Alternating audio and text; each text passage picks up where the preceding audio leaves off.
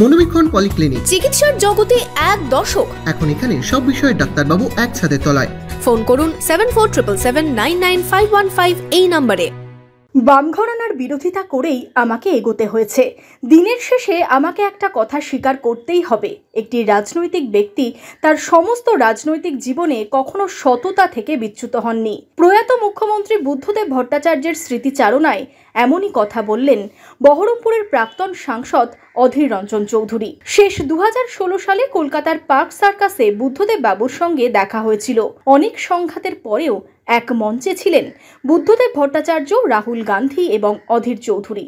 আর কি বললেন প্রাক্তন সাংসদ, দেখুন। দীর্ঘদিন ধরে বাম জমানায় বাম শাসনের বিরোধিতা করে আমরা রাজনীতি করেছি। আমি কংগ্রেসের এমএলএ পদে দাঁড়িয়েছিলাম, হেরেছি, কখনো জিতেছি, লোকসভায় জিতেছি।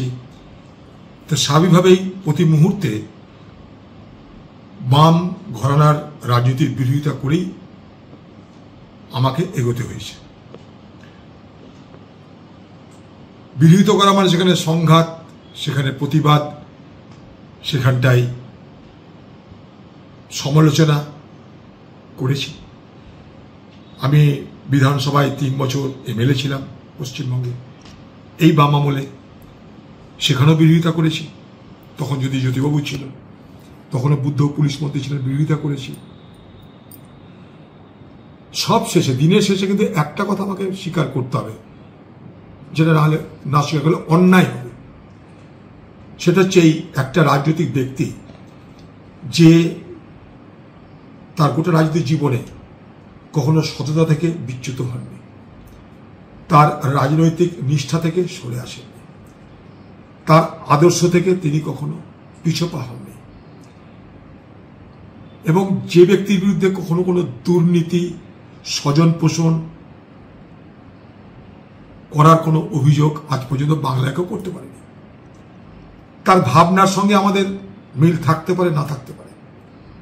একটা সময় সিঙ্গুর নন্দীগ্রাম নিয়ে তার বিরোধিতা করেছি, পরে আবার মনে করেছি যে সিঙ্গুরে বিরোধিতাটা না করলে মনে হয় ভালো হতো, এটাও মনে হয়েছে। শেষ আমার সঙ্গে 2016 সালে পার্ক সার্কাস ময়দানে দেখা হয়েছিল। আমি ছিলাম, বুদ্ধও ছিলেন, রাহুল গান্ধী ছিলেন। অনেক সংঘাত তার সঙ্গে থাকা সত্ত্বেও তার এই ব্যক্তিত্ব, তার নিষ্ঠা, তার সততা, আদর্শের প্রতি তার অগাধ আস্থা, এগুলো কিন্তু সকলকে প্রভাবিত করে। আজকে যখন বাংলায় দুর্নীতি আর রাজনীতি একে অপরের পরিপূরক হয়ে গেছে, তখন নিঃসন্দেহে একথা বলা যেতে পারে যে ভবিষ্যৎ প্রজন্ম এবং ভবিষ্যতের রাজনৈতিক ব্যক্তিরাও বুদ্ধ অন্তত এই চরিত্রটা তারা যদি গ্রহণ করতে পারে, রপ্ত করতে পারে, বাংলা বাঁচবে বলেই মনে করি। রাজনীতি বিরোধিতা থাকবে, প্রতিবাদ থাকবে, সবকিছু মানব, তাহলে বিরোধিতা কিসের জন্য? কিন্তু কথা হচ্ছে যে সব কিছু শেষে লক্ষ্য করে দেখুন, একটা প্রাক্তন মুখ্যমন্ত্রী সামান্য একটা ফ্ল্যাটে সাধারণ জীবনযাত্রা নির্বাহ করে কিভাবে আজ আমাদের ছেড়ে চলে গেলেন, এই উদাহরণগুলো কিন্তু বাংলাকে গর্বিত করে। বাংলার রাজনৈতিক যে প্রেক্ষাপট, সেই রাজনৈতিক প্রেক্ষাপটে একটা উজ্জ্বল জ্যোতিষ্কের মতন এগুলো কিন্তু বিরাজ করে। তার পরিবারের প্রতি আমার সমবেদনা।